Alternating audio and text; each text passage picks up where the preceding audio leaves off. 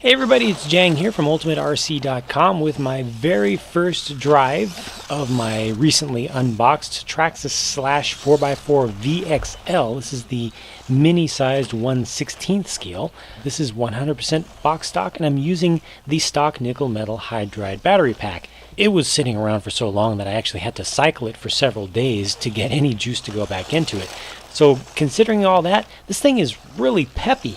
It's very quick. It's pretty respectably fast too, and very just lively. Really wants to get up and go. It turns very, very quickly.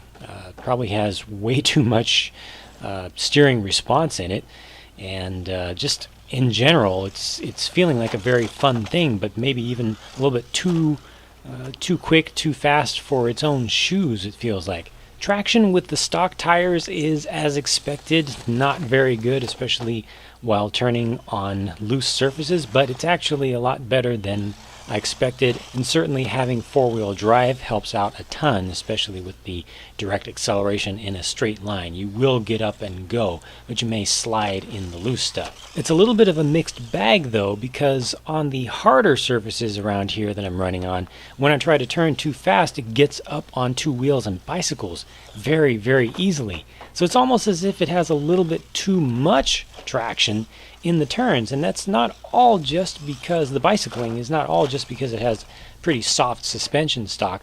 The center of gravity is actually pretty high on this vehicle, and there's nothing you can really do to change that without completely re-engineering the entire vehicle.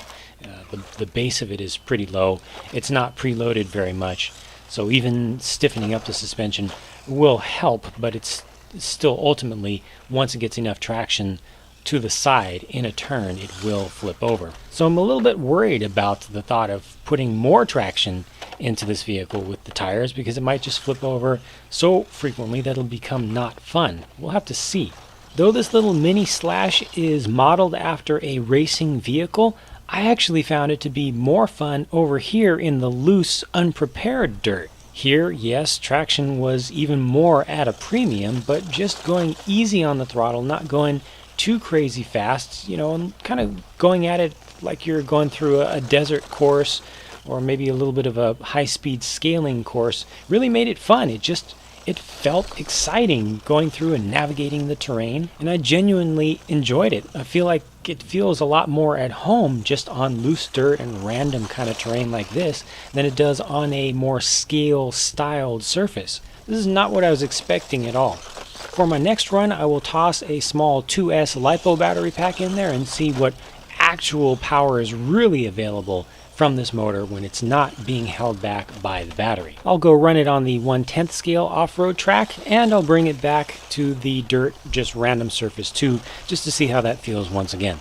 That's it for my chatting on this video. I'm going to shut up and just let you watch and listen to the vehicle as it goes.